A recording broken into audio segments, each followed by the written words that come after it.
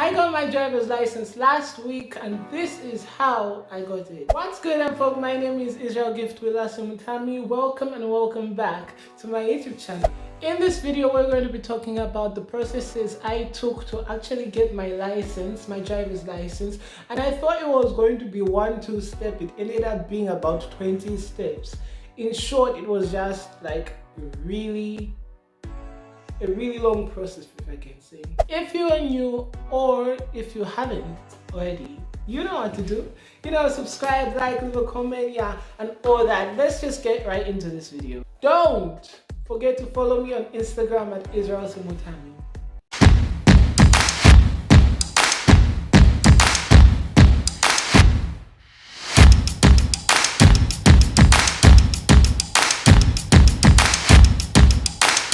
So the whole process of me getting a driver's license started on January 16th. This was when I found a driving school, but I'm not going to mention the driving school I was at because in this video I have a feeling I'm going to end up dragging that school and I don't want any problems. Hey, no, he said this about this school and then I get into any, maybe even legal issues. So let's just keep the school's name and your apps. So after I found the driving school, the driving school fee was about 1,600 and the course was 15 days.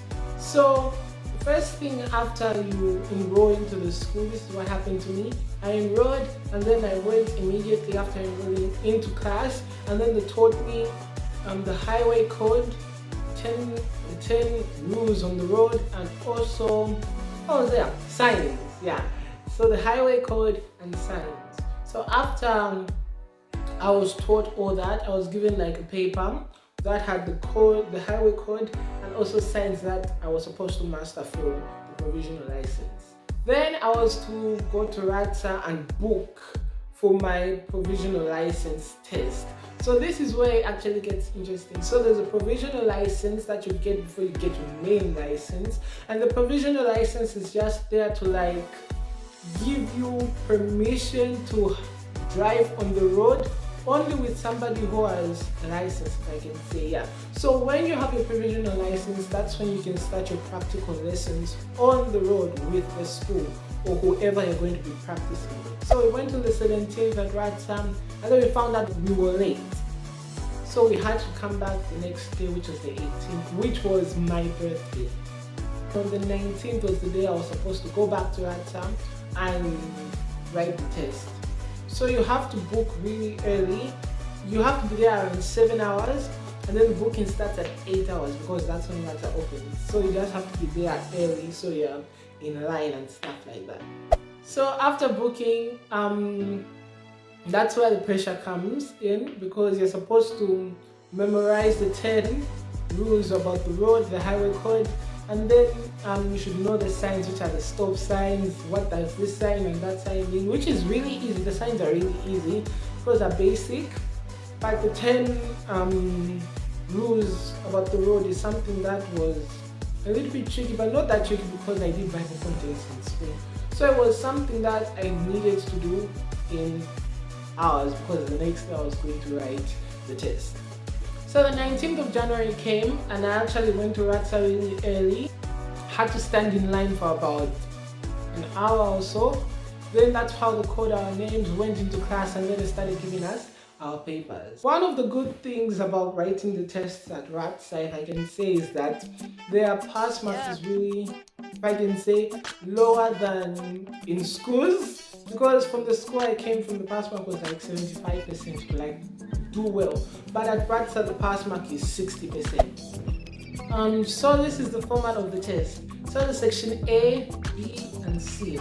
Section A is where you're supposed to write what the signs mean because there's a list of signs in front of you. Section B is the part where you're going to write all the 10 rules, the highway code. And then section C is the general part. So I'm going to give you a general question and you're supposed to answer. It's multiple choice, so it's really easy. The general part is going to be like, let me try to formulate the question. The question is going to be like, you're in your car, you're driving. There are no traffic lights, for instance. There are no traffic lights, but you stop. Why have you stopped? And then it's going to be like A, B, and C.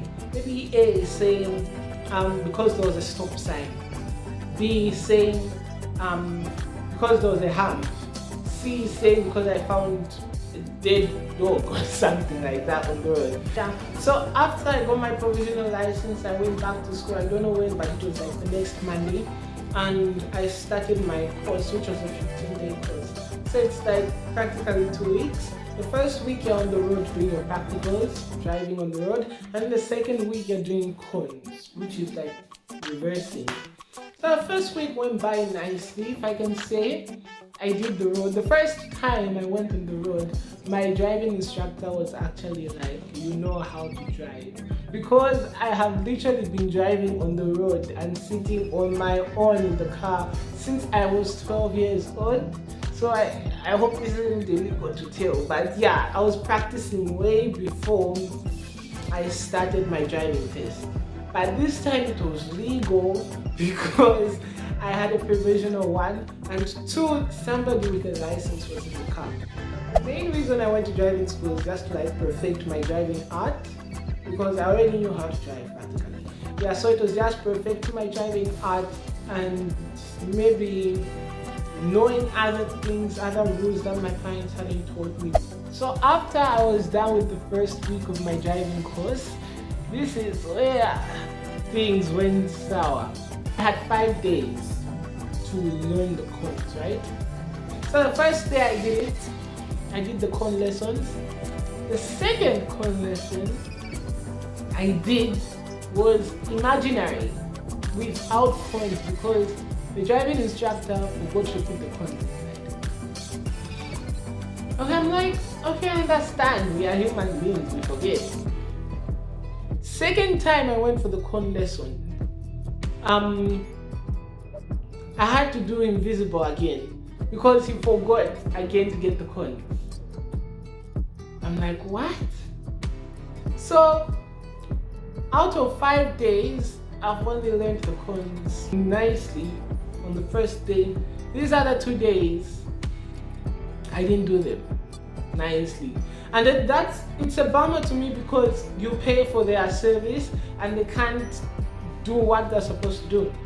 So like the 4th day came, but there was rain on that day. There was really heavy rain.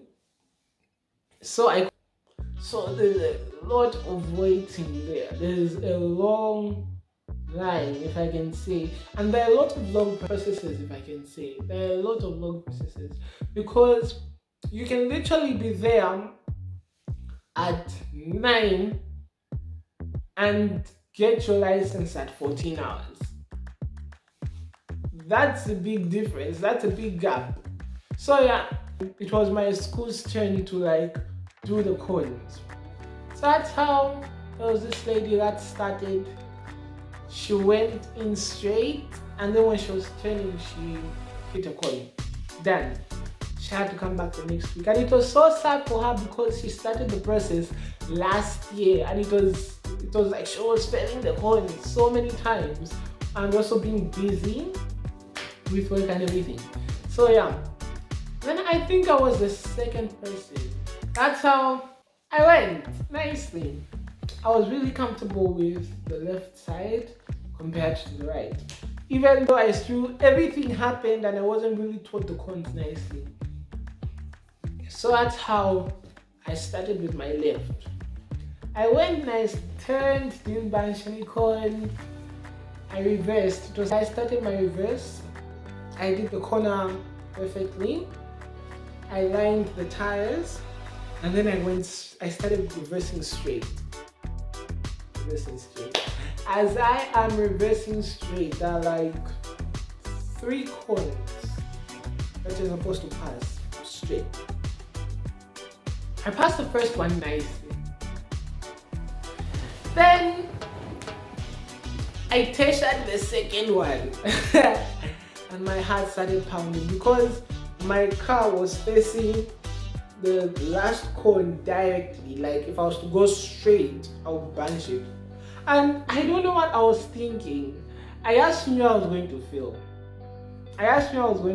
And I already like came to terms with it because I stopped for some time. I came to terms with it and I just continued going back. I didn't even like turn. I didn't turn the car to like bring it like that. And the thing is that you can't go straight. After you're reversing, you can't start moving forward. So if you're moving forward, you move forward until you reach the point where it's supposed to stop. If you're reversing, you start reversing, you finish reversing without moving forward. So that's the thing. And you're not allowed to remove your head out of the car. That's one other rule. You're not allowed to come out of the car. Yeah. So those are some of the other rules that I forgot to mention. Yeah. So that's how I noticed that I was going to bash the last one. I came to terms with it and I bashed it. And it was the end because I couldn't do anything. I couldn't move in front. Even if I was to turn, I would bash this cone because turning meant that the car would start moving like that. And if it moved like that, I was going to bash the cone. This cone on my side. So I came to terms with it. I bashed it. They told me, stop! Once you hear that, okay, stop! The heart just dropped. My heart dropped. And I felt sad. Even though I kept the terms with it that whatever I do, I'm going to bash. It happened. So yeah, I was told, stop. That's how the guy got my provisional license, if I can say examiner. Got my provisional license and then wrote something. I can't remember what it was. He wrote something like, failed on cons, come back next week. Something like that. Yeah, so that's how it. So finally I was booked in for the second week, which was the next week after I failed. And I couldn't go on that Wednesday because it was Women's Day. Yeah. I couldn't do the test on that Wednesday because it was Women's Day. So I had to go the next week. They booked me in for the next week and yes, to my surprise, I did everything correct. After you do the contest and you're passed, you're told to go sit at the shelter again and then the other processes, but I'll just stick to the main ones. Yeah, so after the cons, you're told to sit at the shelter, then you are called to do your road test. For the road test, what they want you to see, if you can apply the 10 rules and also if you know your signs. So stop when there's a stop sign, obey the traffic signs, yeah. All of them, stop at a red light. You know these things that you are taught ever since like you're young. Yeah, so those are the things that to look out for on the road test. Now, when you are on the road, I was told by my driving instructor not to drive over 40. Because if you drive over 40, you are considered to be over speeding and you fail. And one rule they told us on the road that if you hit any person, your test ends. If you hit any person, your test ends. The other things I forgot, right? Yeah. So those were the rules. That was the rule that we were told to follow. I did my test nicely. I passed. And then after I was done with my driving test, road test, I was told to sit at the shelter. After I waited at the shelter, they called my name. Supposed to sign some documents. After I signed the documents, I had to go pay for the driver's license, which I did, which was about 145 kwacha. Yeah, about 145 kwacha.